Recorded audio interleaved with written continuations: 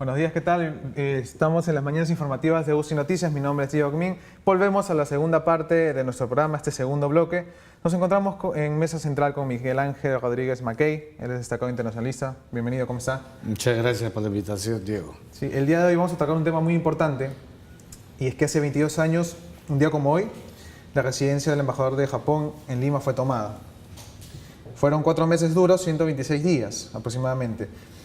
Yo tengo 23 años y no he sido parte de esto. Y supongo que hay mucha gente que nos están viendo por vez cable de estas 200.000 personas, por todas nuestras multiplataformas, que no ha vivido esto. Cuéntenos un poco a las personas este acontecimiento tan grande que sucedió. Muchas gracias, Diego. Tú creo tenías 1 año de edad cuando pasó este suceso. El Perú, como sabes, en los años 80 fue una época temperamentalmente difícil para la patria porque enfrentamos al terrorismo de Sendero Luminoso. En los años 90, al comenzar en 1992, se detiene y se encarcela a Abimael Guzmán y progresivamente también a la cúpula de Sendero Luminoso. Pero no solamente era Sendero Luminoso, el grupo terrorista que violentaba el país, también lo era el movimiento revolucionario Túpac Amaru. Entonces, había incluso pasado lo de Víctor Polay Campos, su jefe, acuérdate también, que logra escapar por un túnel que se recrea en la cárcel y luego en 1996, un día como hoy, en la noche, en la embajada, en la residencia del embajador de Japón, 14 terroristas con Néstor Serpa Cartolini toman la embajada y eso significó evidentemente un latigazo en ese momento para la inteligencia peruana, para la seguridad peruana, porque habíamos sido victoriosos con Sendero Luminoso, estábamos apagando ya con los años, 15 años, al terrorismo y eso supuso evidentemente una atención internacional sobre el Perú, sobre la embajada, que al final se licuó el número de los rehenes, que eran más de 700, a solamente 72, entre ellos al ex canciller de la República, Francisco Tudela, el almirante Gianpietri y muchos otros importantes peruanos. Y eso sí fue gravísimo para el país. Hackearon en términos delincuenciales, pero al final logramos que 126 días después una operación militar totalmente hecha por nuestros valerosos miembros de las Fuerzas Armadas, comandos, gente de élite, lograron la liberación, por supuesto con la penosa pérdida de un rehén que fue el vocal supremo Justi y los dos héroes que surgieron en esta circunstancia, Valer y Jiménez, comandos que cayeron en esta incursión militar y por supuesto también todos son lamentables los 14 terroristas. ¿Por qué sucedió esto? ¿Por qué bajamos la guardia después de lo que había pasado ya? Yo creo que, y eso es, qué bueno que me hagas la pregunta porque normalmente no debería ser así, deberían de fortalecerse los procesos y los protocolos, pero es parte de la historia del Perú. Cuando alcanzamos triunfos, nos dormimos en nuestros laureles y creemos que ya hemos alcanzado la cúspide de todo. Fujimori, fíjate, después de la detención y encarcelamiento de Abimael Guzmán, y los años siguientes le va tan bien que gana otra vez la presidencia a través de elecciones en el año 95 a Javier Pérez de Cuéllar. Y ese proceso lo llevó incluso hasta un 60% de aprobación, pero luego comienza a bajar.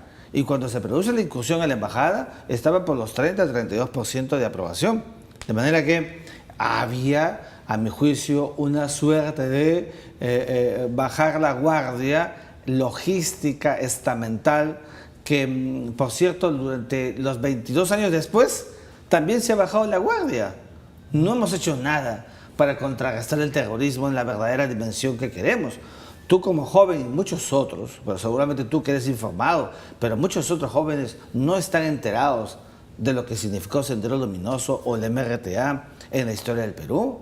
Los libros de educación no tienen un reporte para mirar con animadversión como corresponde al terrorismo, y hemos dejado que más bien los jóvenes que hoy son adultos y que te excluye hablen de guerrillas, cuando no eran guerrillas, eran grupos terroristas. Las guerrillas están reconocidas por el derecho internacional. Hemos visto que se ha usado mal los términos por desconocimiento, por no estar asociados a lo que significó, y para eso la educación, los sílabos, la currícula ha debido mantener en el imaginario de todos los peruanos una situación como la que nos flageló, que fue el terrorismo. Justo hablábamos de este tema y yo leí su columna el día de hoy en el diario, y hay un párrafo que me llamó mucho la atención, que tiene que ver mucho con el tema que acabamos de hablar.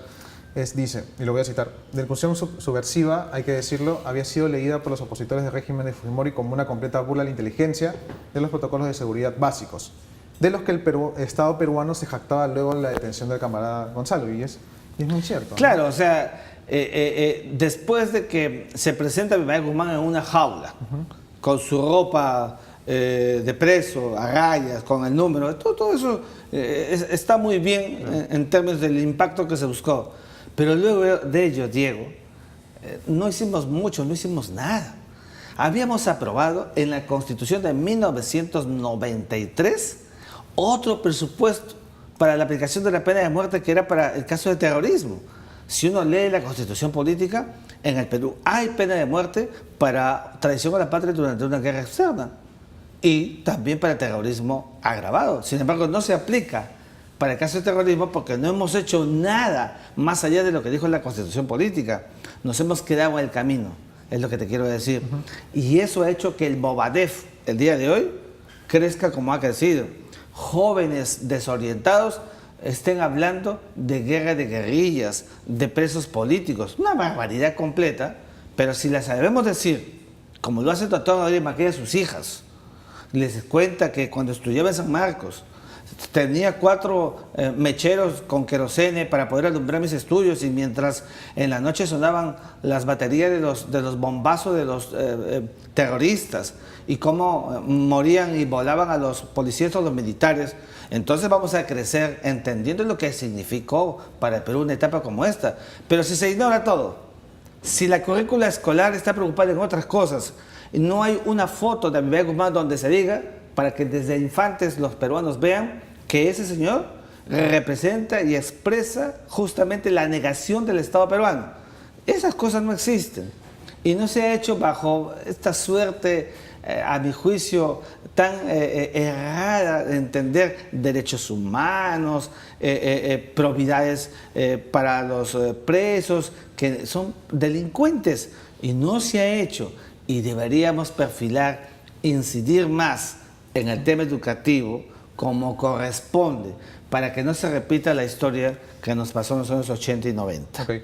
Yo tengo una pregunta, y es que me parece, cuando Fujimori se va a los países para conversar, llega Fidel Castro y le dan el asilo a los terroristas. ¿Por qué no los terroristas pudieron aceptar ese asilo? ¿Era tanto el pedido de los terroristas para la liberación de lo que estaban pidiendo? Lo que pasa es que, y qué buena pregunta que haces, porque como sabes, Néstor Serpa Cartolini tenía un imaginario y era su esposa. Él no hacía nada que no significara la liberación de su esposa.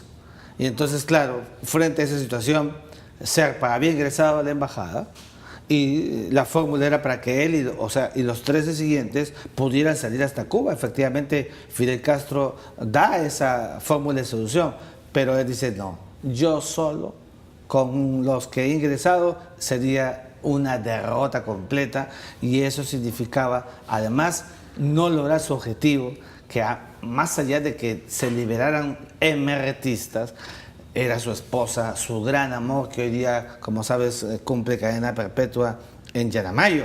Y eso significó, evidentemente, una situación que frustró ese momento importante al que se podía llegar.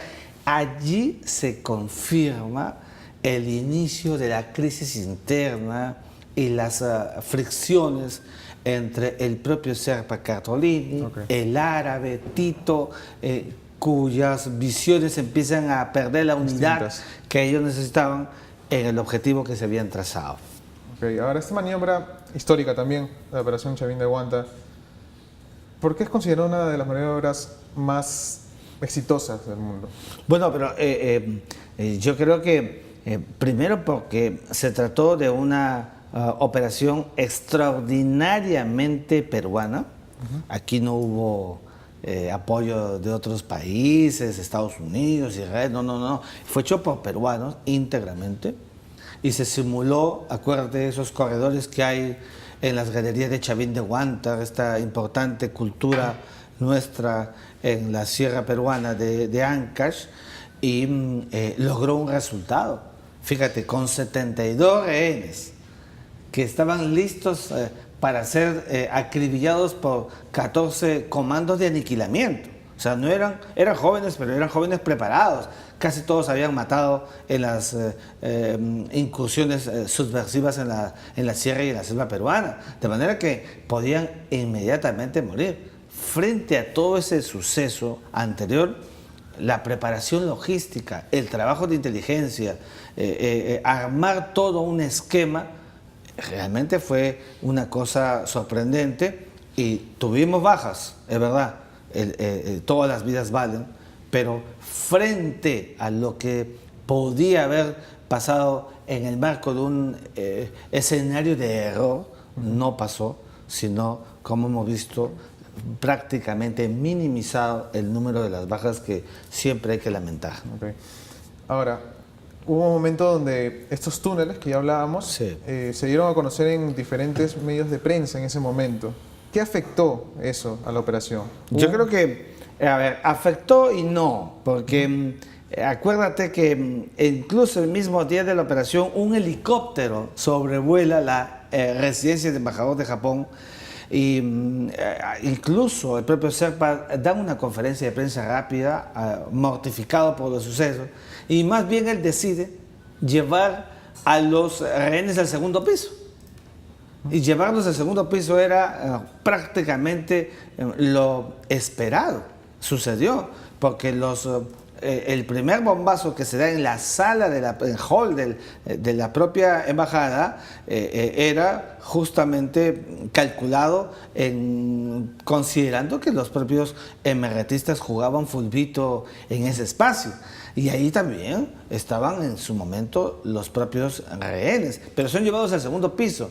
Y eso también generó, pues, hay que decirlo, el apoyo de la providencia, que coadyuvó para que todo se diera y se tomara la decisión, como se hizo aquel 22 de abril del año 1997, 126 días después de la toma de la embajada. ¿Por qué después de tantos años, recién el año pasado se le declara héroes de la democracia a los héroes que participaron? Porque yo creo que la actitud del Estado peruano histórica es siempre dejar en un segundo plano a sus Fuerzas Armadas. Fíjate, yo siempre he dicho, los militares se van al Brain, los militares se van a luchar contra la subversión y se vienen con su expediente en la mano. Porque los abogados de los terroristas hacen cualquier cosa para imputarlos y tienen que ir hasta la Corte Interamericana de Derechos Humanos. Fíjate la barbaridad. El Estado peruano, en esta última etapa, está trabajando para maximizar y empoderar a sus Fuerzas Armadas y a su Policía Nacional en el combate en el Brain. Últimamente hay un trabajo de inteligencia de primer nivel. Claro, es lento, como todo trabajo de inteligencia, pero da sus resultados. Y si en el camino incluso hay hasta bajas, y se cree muy mal de que cuando hay bajas, como ha pasado este año que se va, entonces no hay eficacia, y eso no es cierto. El trabajo de inteligencia responde a una visión más macro, donde el objeto central y final es acabar con el terrorismo asociado en esta etapa, en estos últimos años, al narcotráfico, pero es un trabajo que se viene haciendo el Ministerio de Defensa, tiene pues una logística para el combate al terrorismo y al narcotráfico, inteligencia sobre todo, amén de lo que había significado en aquellos años, incursiones, enfrentamientos con los militares. Hoy vemos a la gente de Movadef, una seguidilla de Sendero Luminoso. No hay guerra armada, pero usted, hasta incluso en Comas hay un mausoleo, ¿no?, para muertos de terroristas. ¿Qué opinión le da a este respecto? Bueno, no hay guerra, Diego, porque ellos están en una etapa distinta. Claro. Están diezmados, han sido neutralizados por las Fuerzas Armadas y claro, como por ese lado, el lado militar de los años 80 y 90 no pueden, entonces buscan la fase ideologizada. El mausoleo que existe y que ya no debería estar, por cierto, porque hay una orden que dice que hay que derruirlo como corresponde, respetando sacar a los cuerpos de los familiares de los terroristas fallecidos, ¿no? Pero hay que derruirlo como corresponde, primero porque hay una orden que así lo indica, y segundo porque tenemos que evitar, pensando siempre en el concepto de Estado y Nación, que no debe haber en el Estado peruano, en el Perú, ningún ápice para sostener fases apologéticas del terrorismo. No se puede maximizar ni contemplar escenarios donde nosotros tengamos que mirar cómo hay una suerte de culto o de tributo a quienes hicieron sistemática violencia en el Perú. Repito, los cuerpos se respetan y deben ir a un lugar como corresponde y seguir con la cristiana sepultura, pero más allá de ello no, porque tenemos que pensar en el imaginario de los peruanos sobre lo que significó el terrorismo que fracturó la paz y la tranquilidad peruana. Sin embargo, aún hay mucha gente, y tenemos que decirlo, que piensan, tienen esa ideología, ¿no? ¿Qué estamos haciendo mal? ¿Por qué no se aprende de No sé si mucha gente, pero sí hay gente, y generalmente son los familiares de los terroristas y algunos otros seguidores. En el fondo yo puedo entender a los familiares y sería extraordinario que pudiera buscarse vasos comunicantes para aclarar conceptos, pero hay que neutralizarlos, Diego.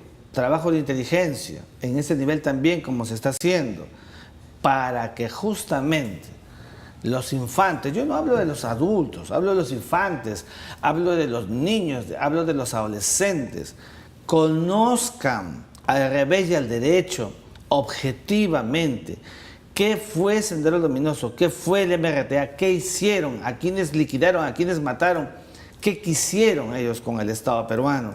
Y verás que los niños crecerán entendiendo que lo que significa Sendero del MRTA no puede seguirlo nadie. Y esas son las cosas que se deben hacer con política de Estado, con política pública. Pero si tú tienes una currícula donde no dice nada de eso, o hay un párrafo pequeño, no estás maximizando lo que debería ser para el Estado más bien una fortaleza. ¿Qué cosa fue una fortaleza? Acabar con el terrorismo que quiso hackear el Estado peruano en los años 80 y 90. Volvamos un poco atrás. ¿Cómo era el ambiente político en ese entonces? Digamos, Fujimori, sin esto usted me estaba comentando que no hubiera tenido su segundo gobierno. ¿Cómo hubiera quedado Fujimori? A ver, no. Lo que pasa es que Fujimori en el año 90 le gana en segunda vuelta a Mario Vargas Llosa, el Fredemo, ya casi un cuasi presidente. En la segunda vuelta Fujimori había realmente logrado un estrepitoso ascenso y se logra hacer de la presidencia con tecnología, trabajo, honradez. Llegó 2 años de gobierno y en esos 2 años tiene una certera oposición. Había un Congreso con la Cámara de Diputados, el Senado. Se había generado una suerte de animadversión colectiva de la gente hacia lo que hacía el Congreso. Fujimori decide cerrar el Congreso y decide frenar las instituciones tutelares. Lo hizo en la marginalidad del derecho, eso se llamó autogolpe de Estado, hay que decirlo también, pero la gente terminó legitimándolo no hubo apreciaciones públicas en contra de ello. Al año siguiente convoca a un Congreso Constituyente Democrático que da la Constitución de 1993, donde participan los partidos políticos. Enseguida vuelve a lanzarse a la presidencia de la República. En el 95 le gana a Pérez de Cuéllar, era su momento cúspide. Inicia las grandes construcciones de las carreteras. Los peruanos en los 80 no viajábamos a la sierra ni a la selva justamente por lo que había hecho el terrorismo. La gente empieza a salir, a mirar el Perú distinto, hay más confianza. En ese escenario es que empiezan a revelarse, digamos, situaciones complicadas de la debilidad del gobierno de Alberto Fujimori en diversos ámbitos, y empieza a lacerarlo.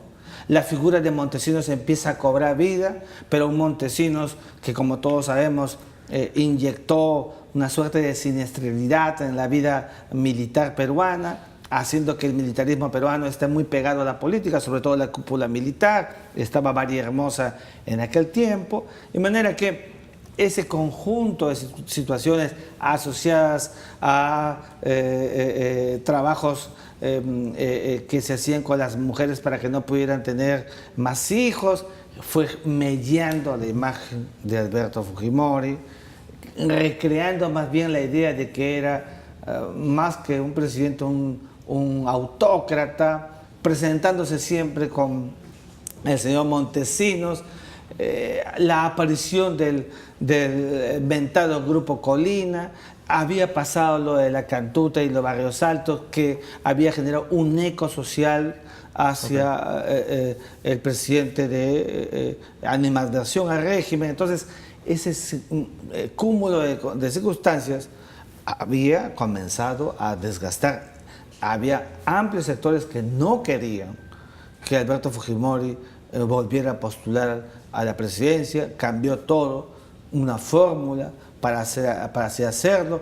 Al Tribunal Constitucional en ese momento creado se lo tira abajo. Entonces ya era un hombre que comenzaba a hacerse, digamos, poco creíble para la sociedad peruana o parte de ella, hasta que pasó lo que estamos comentando el día de hoy.